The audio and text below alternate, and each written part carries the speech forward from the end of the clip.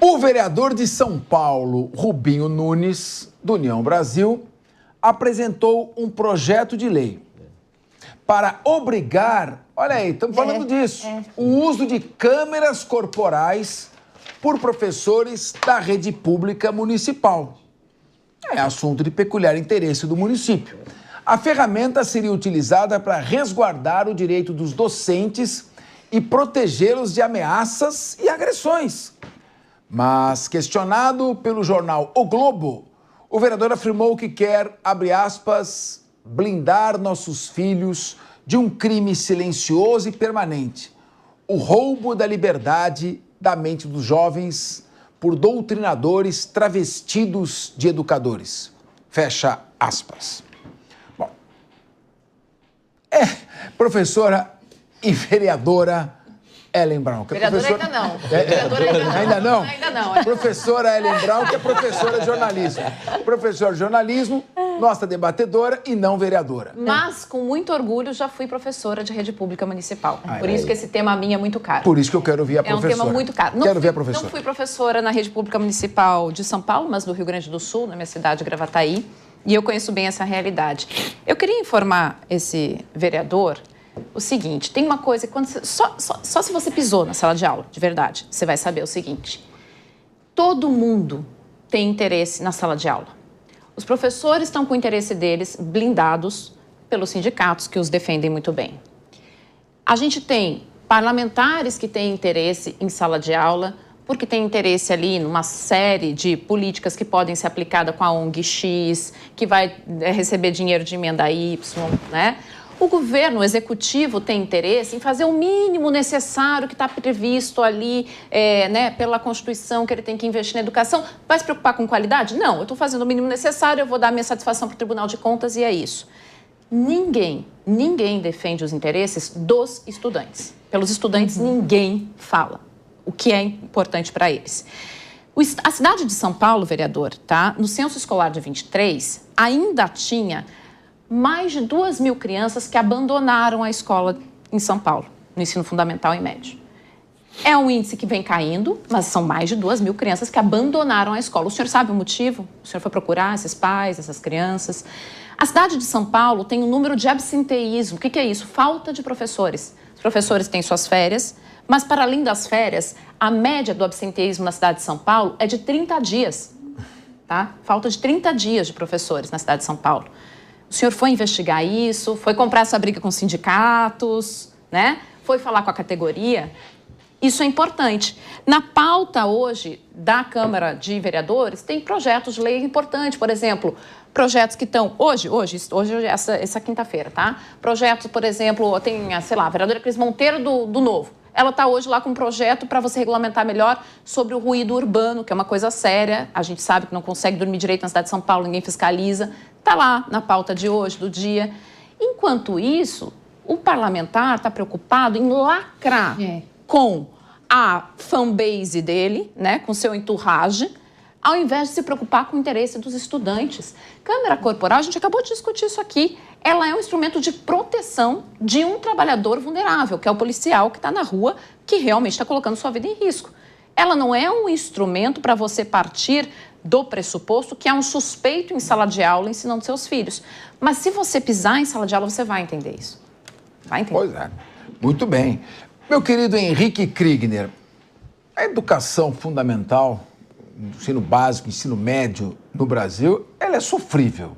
Se nós compararmos com países da Escandinávia, sudeste da Ásia e mesmo da Europa Ocidental, que caiu, mas está muito acima de nós. Na sala de aula, onde deveria se ensinar mais doutrinas científicas, cadê a matemática que impulsiona o desenvolvimento e o progresso e a base da filosofia? Onde é que estão as matérias exatas, a física, estudo de química, dos componentes químicos, experiências práticas, gramática, língua portuguesa, as pessoas não sabem formar uma frase, não um parágrafo, é uma frase hoje em dia. E o nível vai caindo a cada ano. Então, esse também é um foco para que se busque o aprimoramento, seja na cidade, no estado de São Paulo ou mesmo no Brasil. Tirando alguns nichos de excelência, a educação pública vai muito mal no Brasil. E sem contar, Capês, que também não aborda as coisas mais necessárias, né? A gente não ensina como é que você equilibra o orçamento da família, a gente não ensina como você abre uma empresa se precisar, quais são os seus direitos enquanto trabalhador, essas coisas não se aprende na escola. Ainda a gente tem esse pensamento de que isso vai aprender em casa ou o cara vai se virar na vida. Só que a realidade de muitas pessoas é que em casa não vai ter esse tipo de ensino também, e ele se virando na vida vai gastar anos aí, não é à toa que o número de jovens endividados no Brasil só cresce. Cada vez mais o jovem, mais jovem ainda, fica com dívidas quase que impagáveis. Isso é seríssimo.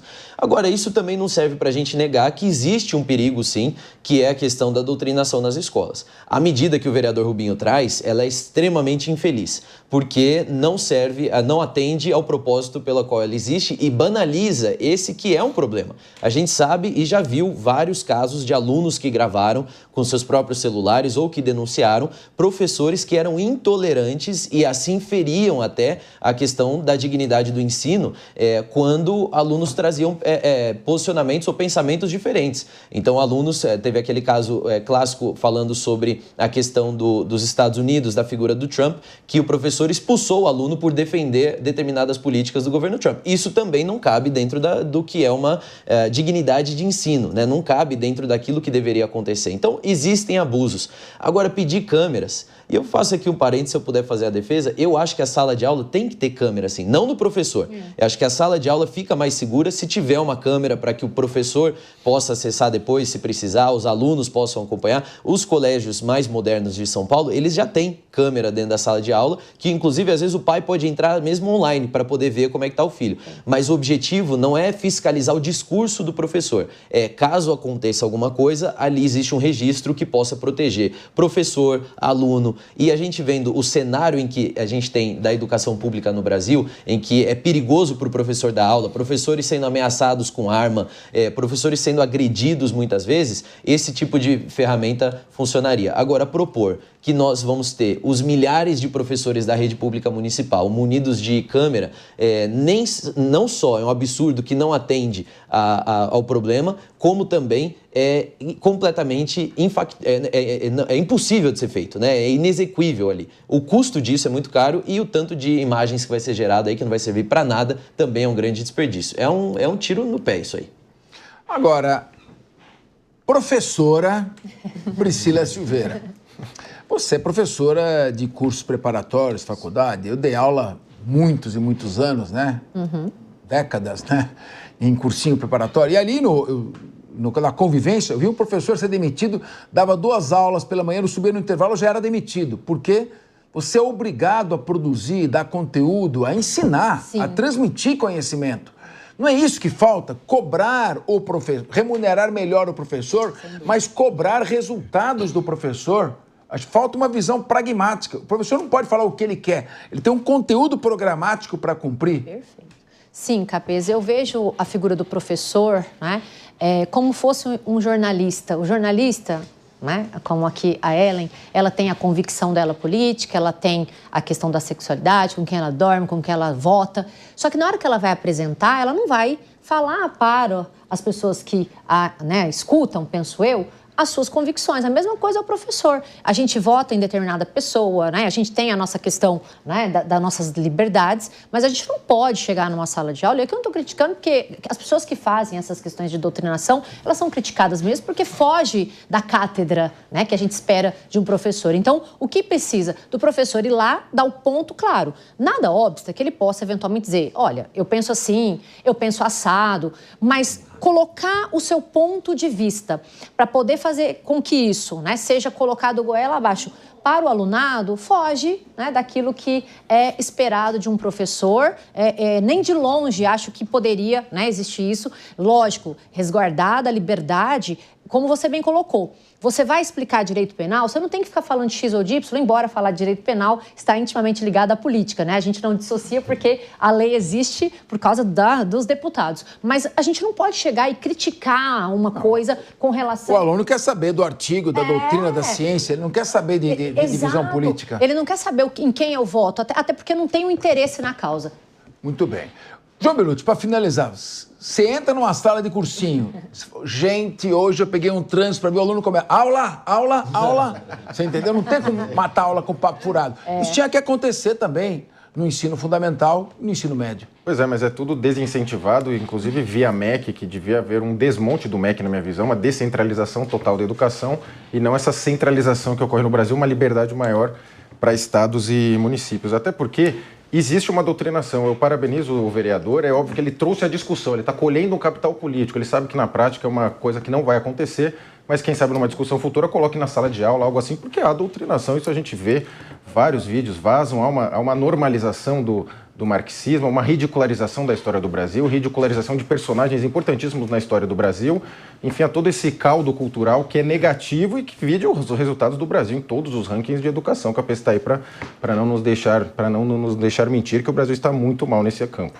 O professor que usa o tempo de transmissão de conhecimento para doutrinação está roubando o futuro do seu aluno, porque o estudo é o passaporte para a liberdade.